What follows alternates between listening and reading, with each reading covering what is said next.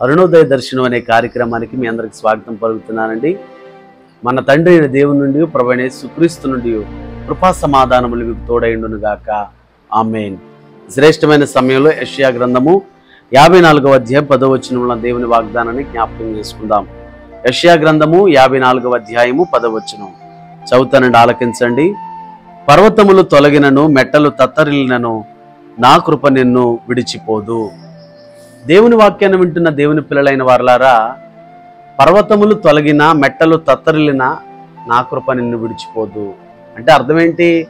పర్వతాలు తొలగిపోతాయి, మెట్టలు కూడా తత్తరిల్లిపోతాయి, కానీ దేవుని కృప ఎన్నటెన్నటికి మనలను విడిచిపెట్టదు. Praise the lord.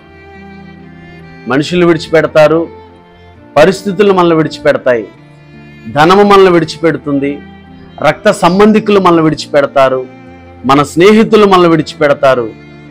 దేవుని బిడ్డలారా, నీకోసం నా ప్రాణం ఇస్తాను, నీకోసం ఏదైనా చేస్తాను అన్నవాళ్ళు కూడా దేవుని బిడ్డలారా మనల్ని విడిచి వెళ్ళిపోవచ్చు. కానీ దేవుని కృప ఎంత విలువైనదంటే, నువ్వు ఎలాంటి స్థితిగతిలో ఉన్నా దేవుని కృప నిన్ను విడిచిపెట్టదు. మనుషుల స్వభావాలు మనస్తత్వాలను బట్టి, మన మనస్తత్వాన్ని బట్టి ఎదుటి మనిషి మనసు మారిపోవచ్చండి. లేదంటే మన పరిస్థితి బాగోనప్పుడు ఎదుటివారి మనసు మారిపోవచ్చు. సహాయం చేస్తానన్న వాళ్ళే ఆమడ దూరం వెళ్ళొచ్చు. కానీ దేవుని వాక్యం సెలవిస్తుంది, మెట్టలు తత్తరిల్లినా పర్వతములు తొలగినా ఆయన కృప విడిచిపోదు. అందుకే మీరు అనొచ్చు, అయ్యారండి దేవుని కృప నాకు కావాలి, దేవుని కృప చేత నేను జీవించాలి, దేవుని కృప చేత నేను ఆశీర్వదించబడాలని ఆశపడుతున్నాను అంటే, మరి దేవుని కృప ఎలా లభిస్తుంది? దేవుని కృప నీకు కావాలంటే నువ్వేం చేయాలి? నేను దావీదు అనుభవాల్లో నుంచి ఒక మాట చెప్తానండి. అదేంటంటే, దేవుని యొక్క కృప నీకు కావాలంటే నువ్వేకువ జామున లేచి దేవుణ్ణి స్తుతించాలి. హల్లెలూయా. దేవుని యొక్క కృప నీకు కావాలంటే వేకువ జామున లేచి దేవుని స్తుతించాలి. ఎందుకు ఈ మాట మాట్లాడుతున్నా తెలుసా? స్తుతుల మూలమున ఆయన దుర్గమును స్థాపించు దేవుడు. ఎప్పుడైతే స్తుతిస్తావో, దేవుని నామాన్ని ఘనపరుస్తావో, దేవుని యొక్క కృప నీకు నీ కుటుంబం మీదకి వస్తుందండి. ఎందుకంటే దావీదు అంత కృపను పొందుకోవడానికి కారణం ఏంటి? అందుకంటాడు బైబిల్ గ్రంథంలో దావీదు గురించి ఒక మాట ఉంటుందండి, దావీదునకు చూపిన శాశ్వతమైన కృపను మీకును చూపుదును. దావీదునకు చూపిన శాశ్వతమైన కృపను మీకును చూపుదును అంటాడు దేవుడు. అంటే దావీదు మీద దేవుడు శాశ్వతమైన కృపను చూపాడు.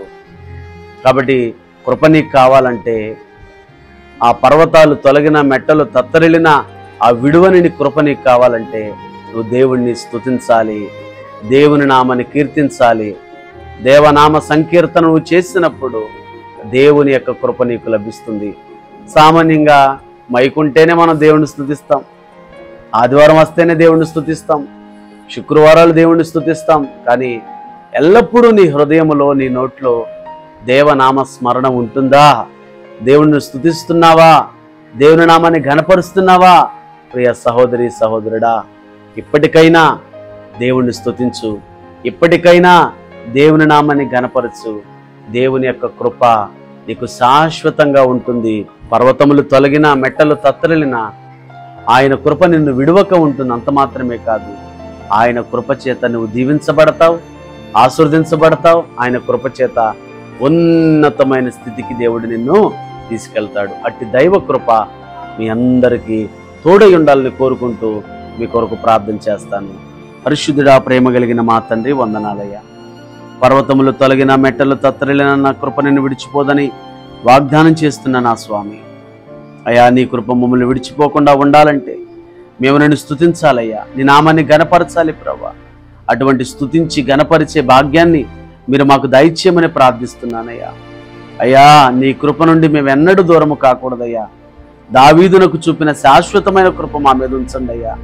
యేసయ్యా, నీకు వందనాలు, స్తోత్రాలు, స్తోత్రాలయ్యా.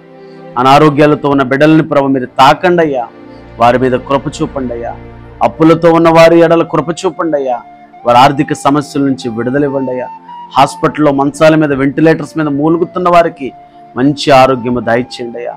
వ్యాపారాలు చేసుకున్న వారికి వారి వ్యాపారాల్లో చక్కటి లాభాన్ని దయచేయండి అయ్యా. ప్రైవేటు ఉద్యోగాలు, గవర్నమెంట్ ఉద్యోగాలు చేస్తున్న వారిని దీవించండి అయ్యా. ఎవరిటువంటి కష్టాలలో, నష్టాలలో, వ్యాధులతో, సమస్యలతో, అనేక రకాలైన మానసికమైన ఒత్తిళ్లతో అసమాధానము చేత నింపబడుతూ ఉన్నారు, వాళ్ళందరికీ కావలసిన సమాధానము దయచేయమని ప్రార్థిస్తున్నానయ్యా. పర్వతములు తొలగినా, మెట్టలు తత్తలినా ఆ విడిచిపోని ఉన్నతమైన కృప ఈ వీడియో చూస్తున్న వారందరికీ మీరు అనుగ్రహించి అయా నీ శాశ్వతమైన కృప చేత మమ్మల్ని అందరూ నింపుమని యేసు నామమున ప్రార్థిస్తున్నాము తండ్రి. Amen. God bless you all.